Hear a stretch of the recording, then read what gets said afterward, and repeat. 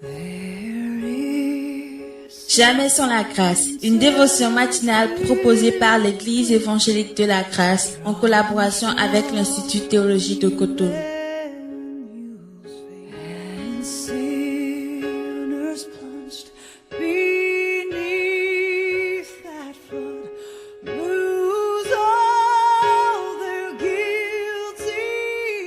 Bonjour chers amis, chers internautes, encore une nouvelle journée, une nouvelle dévotion. Bienvenue dans la pensée du jour. Père, merci beaucoup de bénir cette pensée et merci de nous faire du bien à cause de ton nom. Amen. Donc nous allons lire ce merveilleux passage qu'on avait vu hier, Psaume 18, le verset 4 et le verset 5 où il est dit « Je m'écrie, loué soit l'Éternel et je suis délivré de mes ennemis. Les liens de la mort m'avaient environné et les torrents de la destruction m'avaient épouvanté. » Amen. Alors, un passage tellement qui nous a fait du bien hier, de voir que, alors que tous nous faisons des expériences, les expériences de la mort, tout comme David, il traverse la vallée de l'ombre de la mort. Mais qu'est-ce que c'est beau de savoir que ce n'est pas la mort même, c'est juste la vallée de l'ombre de la mort. Vous savez pourquoi? Parce que la réalité de la mort ne nous fait plus peur. Qu'est-ce qui se passe? Christ a triomphé de la mort. Et il dit quoi? Par la résurrection, il a triomphé de la mort. Et il dit, ô mort, où est ta victoire? Où est ta victoire? Où est ta puissance? Donc du coup, la meilleure chose qui puisse nous arriver, c'est de rejoindre le Seigneur. On ne peut plus utiliser la mort aujourd'hui pour nous faire peur. Tu vas mourir, tu vas faire ceci. La mort, Dieu nous donne même la mort. Et la mort devient comme un serviteur, comme une servante plutôt. Si vous imaginez ça? Donc, mais combien malheureusement de gens, parce que nous n'avons pas une vision de l'éternité, nous n'avons pas une vision céleste des choses, du coup on entend parler de la mort et on tremble, on tremble, on tremble. Donc, David dit non, c'est juste l'ombre de la mort. C'est l'ombre de la mort, ce n'est pas la réalité de la mort, c'est juste de l'ombre.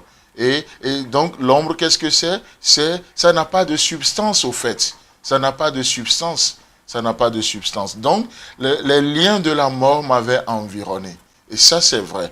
On reconnaît les choses. On ne vit pas dans le déni. On ne rejette pas, on ne dit non, c'est pas vrai. Non, nous reconnaissons les choses, les expériences que nous faisons. Mais une chose qui est certaine aussi, c'est qu'il y a plus que notre expérience. Il y a la vérité. Il y a la vérité. C'est pourquoi on ne peut pas juste s'enfermer dans une expérience positive ou négative. Non, il y a plus que nos expériences, il y a la vérité. Les liens de la mort m'avaient environné et les torrents de la destruction m'avaient épouvanté.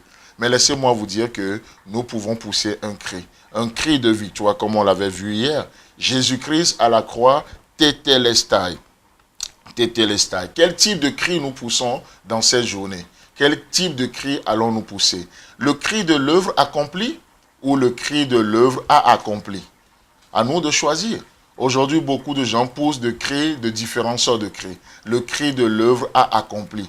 Et ils parlent, ils font des choses, ils réagissent comme si rien n'est du tout accompli. Comme si Christ n'était pas mort. Comme s'il n'était pas ressuscité. Comme s'il n'avait pas préparé, il ne prépare pas une place pour eux au ciel. Comme s'il ne reviendrait pas les chercher. Comme s'ils étaient seuls. Alors que Jésus dit, je suis avec vous tous les jours jusqu'à la fin du monde. Quel cri allons-nous pousser aujourd'hui? Le cri de l'œuvre accompli. Et non le cri de l'œuvre a accompli. Non, nous poussons des cris de l'œuvre a accompli. Tout est accompli, non seulement pour mon salut, non seulement pour mon éternité, mais tout est accompli pour le présent, pour le passé, pour le futur. Dieu nous prend en charge complètement. Il prend tout en charge. Alors mes amis, il n'y a qu'un seul cri à pousser aujourd'hui, c'est le cri de la victoire. Youhou! Vous pouvez pousser ce cri et bénir Dieu ce matin par ce qu'il a fait.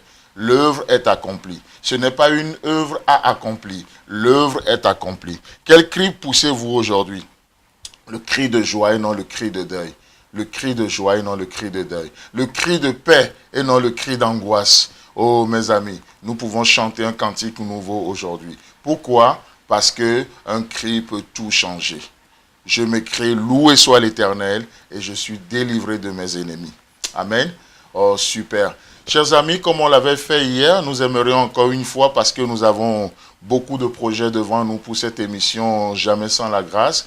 Dieu nous a mis tellement de choses à cœur que nous voulons faire à partir de cette dévotion.